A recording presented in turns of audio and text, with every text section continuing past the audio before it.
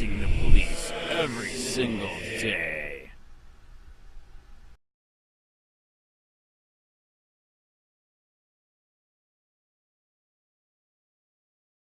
Vigilantes with a badge, warrior cops endanger our lives and freedoms. Profile picture for user Tyler Durden. By Tyler Durden. Friday, August 31, 2018, 23:35. 240. Shares. Twitter, Facebook, Reddit, email, print. Authored by John Whitehead via the Rutherford Institute.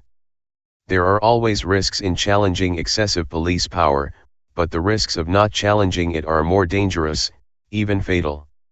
Hunter S. Thompson, Kingdom of Fear, Loathsome Secrets of a Star-Crossed Child in the Final Days of the American Century.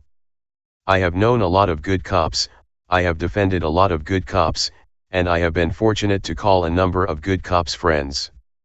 So when I say that warrior cops, hyped up on their own authority and the power of the badge, have not made America any safer or freer, I am not disrespecting any of the fine, decent, lawful police officers who take seriously their oath of office to serve and protect their fellow citizens, uphold the Constitution, and maintain the peace. My beef is with the growing squads of warrior cops who have been given the green light to kill, shoot, taser, abuse and steal from American citizens in the so-called name of law and order. These cops are little more than vigilantes with a badge. Indeed, it is increasingly evident that militarized police armed with weapons of war who are allowed to operate above the law and break the laws with impunity have not made America any safer or freer. Don't take my word for it. A new study by a political scientist at Princeton University concludes that militarizing police and SWAT teams provide no detectable benefits in terms of officer safety or violent crime reduction. In fact, according to researcher Jonathan Momolo, if police in America are feeling less safe, it's because the process of transforming them into extensions of the military makes them less safe, less popular, and less trustworthy.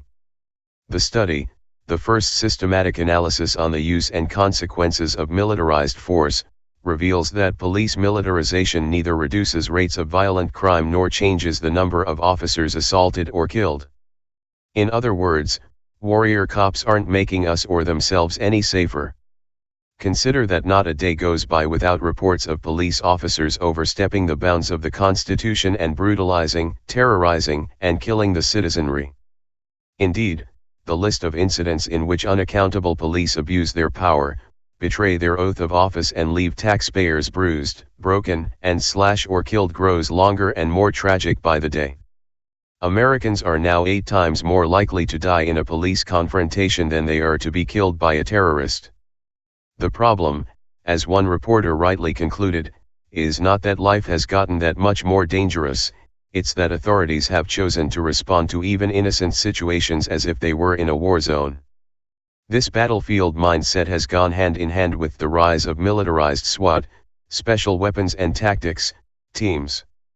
Frequently justified as vital tools necessary to combat terrorism and deal with rare but extremely dangerous criminal situations, such as those involving hostages, SWAT teams which first appeared on the scene in California in the 1960s have now become intrinsic parts of local law enforcement operations, thanks in large part to substantial federal assistance and the Pentagon's military surplus recycling program, which allows the transfer of military equipment, weapons, and training to local police for free or at sharp discounts.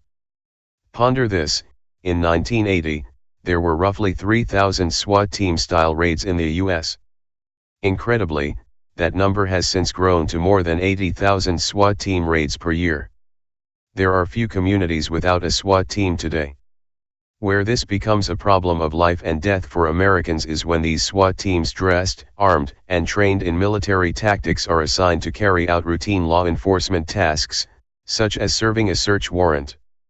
No longer reserved exclusively for deadly situations, SWAT teams are now increasingly being deployed for relatively routine police matters, with some SWAT teams being sent out as much as 5 times a day. In the state of Maryland alone, 92% of 8,200 SWAT missions were used to execute search or arrest warrants. For example, police in both Baltimore and Dallas have used SWAT teams to bust up poker games. A Connecticut SWAT team swarmed a bar suspected of serving alcohol to underage individuals. In Arizona, a SWAT team was used to break up an alleged cockfighting ring. An Atlanta SWAT team raided a music studio, allegedly out of a concern that it might have been involved in illegal music piracy. A Minnesota SWAT team raided the wrong house in the middle of the night, handcuffed the 3 young children, held the mother on the floor at gunpoint, shot the family dog, and then forced the handcuffed children to sit next to the carcass of their dead pet and bloody pet for more than an hour while they searched the home. A California SWAT team drove an armored Lenco Bearcat into Roger Serrato's yard, surrounded his home with paramilitary troops wearing face masks, threw a fire-starting flashbang grenade into the house in order, then when Serrato appeared at a window, unarmed and wearing only his shorts, held him at bay with rifles. Serrato died of asphyxiation from being trapped in the flame-filled house. Incredibly, the father of 4 had done nothing wrong. The SWAT team had misidentified him as someone involved in a shooting. And then there was the police officer who tripped and accidentally shot and killed YOURE Stamps, an unarmed grandfather of 12, who had been forced to lie face down on the floor of his home at gunpoint while a SWAT team attempted to execute a search warrant against his stepson. Equally outrageous was the 4-hour SWAT team raid on a California high school, where students were locked down in classrooms, forced to urinate in overturned desks and generally terrorized by heavily armed, masked gunmen searching for possible weapons that were never found. These incidents are just the tip of the iceberg.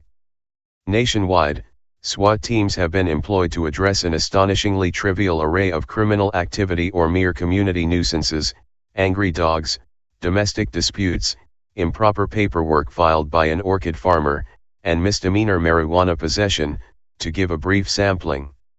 If these raids are becoming increasingly common and widespread, you can chalk it up to the make-work philosophy, in which you assign at times unnecessary jobs to individuals to keep them busy or employed.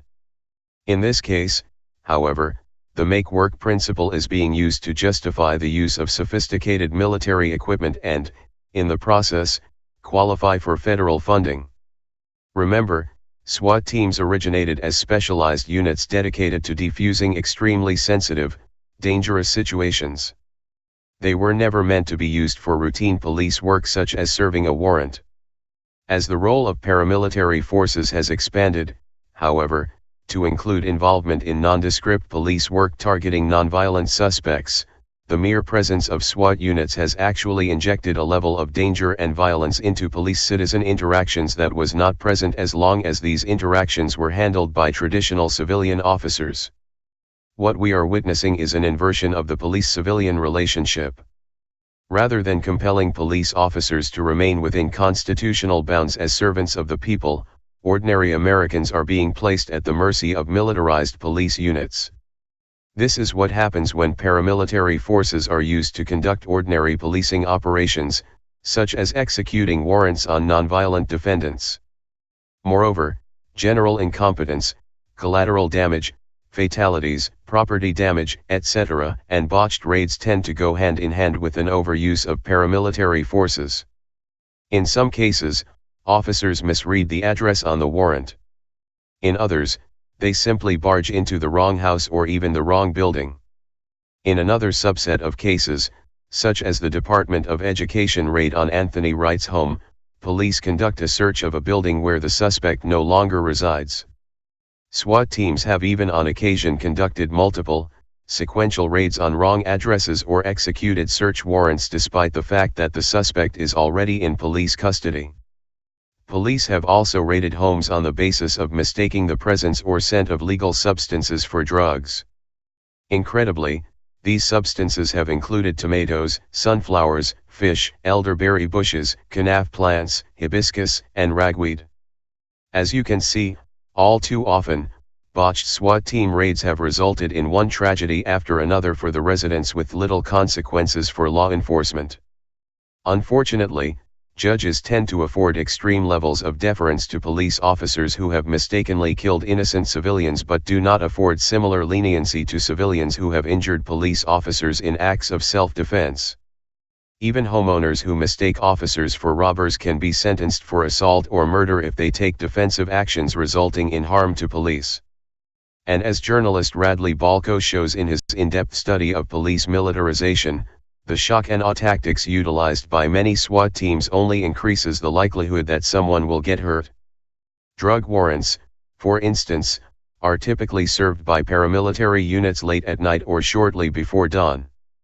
Unfortunately, to the unsuspecting homeowner, especially in cases involving mistaken identities or wrong addresses, a raid can appear to be nothing less than a violent home invasion, with armed intruders crashing through their door. The natural reaction would be to engage in self-defense. Yet such a defensive reaction on the part of a homeowner, particularly a gun owner, will spur officers to employ lethal force.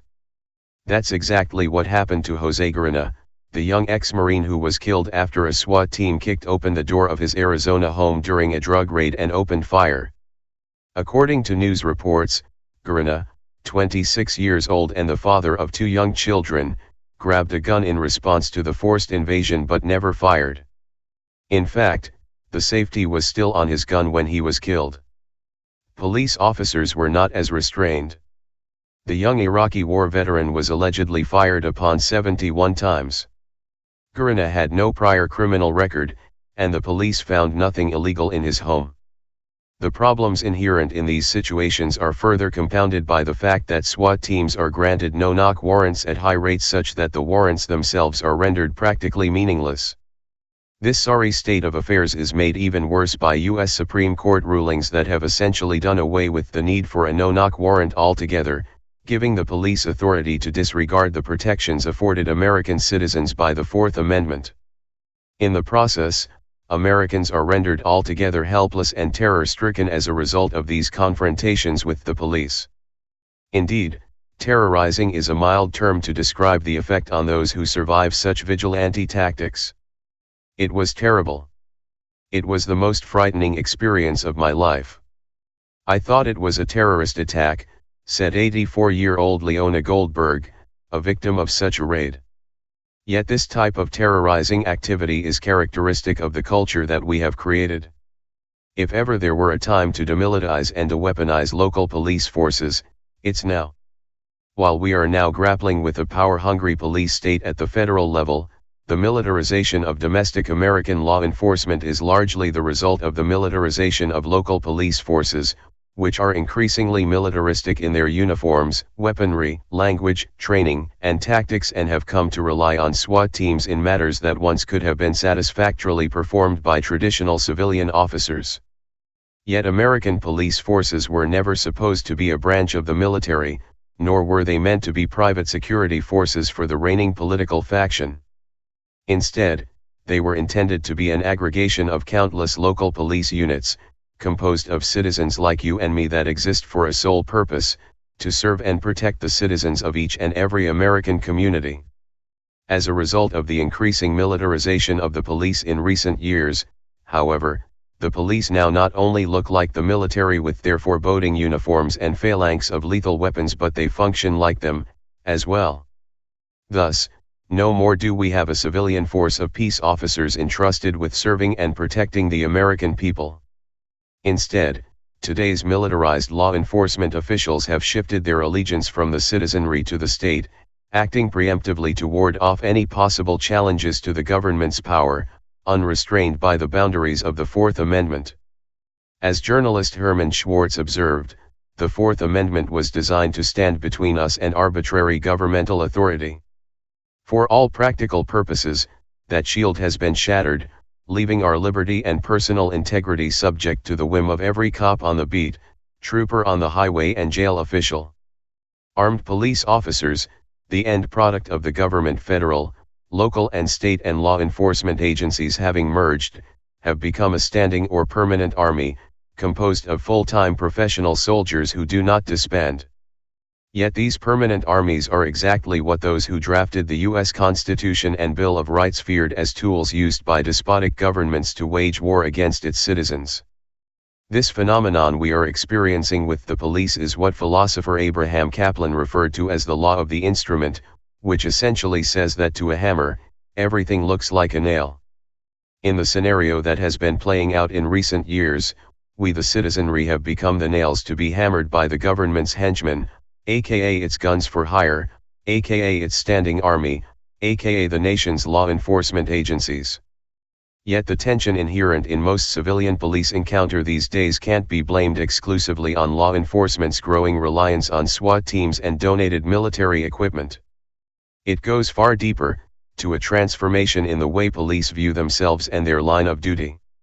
Specifically, what we're dealing with today is a skewed shoot-to-kill mindset in which police, trained to view themselves as warriors or soldiers in a war, whether against drugs, or terror, or crime, must get the bad guys, i.e., anyone who is a potential target before the bad guys get them. The result is a spike in the number of incidents in which police shoot first, and ask questions later. Making matters worse, when these officers, who have long since ceased to be peace officers, violate their oaths by bullying, beating, tasering, shooting and killing their employers, the taxpayers to whom they owe their allegiance, they are rarely given more than a slap on the hands before resuming their patrols. As I document in my book Battlefield America, The War on the American People, this lawlessness on the part of law enforcement, an unmistakable characteristic of a police state, is made possible in large part by police unions which routinely oppose civilian review boards and resist the placement of names and badge numbers on officer uniforms, police agencies that abide by the blue code of silence, the quiet understanding among police that they should not implicate their colleagues for their crimes and misconduct, prosecutors who treat police offenses with greater leniency than civilian offenses, courts that sanction police wrongdoing in the name of security, and legislatures that enhance the power, reach and arsenal of the police, and a citizenry that fails to hold its government accountable to the rule of law. Clearly, it's time for a reality check, for both the police and the citizens of this nation. Police use who may want to retaliate against him physically. Hey Charlotte County, this is Charlotte County COPWATCH, and I just wanted you to know that I am using this stuff under fair use. And also remember to like and subscribe this channel. Also too, keep in mind I do not make any money on YouTube. This is 5 hours work a day, you know, fighting for freedom. And you can donate with PayPal and Patreon. I just want you to think about this. If everybody gives to PayPal and Patreon, Patreon is every month. Actually, PayPal you can do every month. I have 12,000 subscribers. If everybody gives, I can quit my regular job and go full-time investigations on Charlotte County and possibly even more and beyond. So just keep that in mind. If everybody helps out, I can go full-time doing this. Thanks.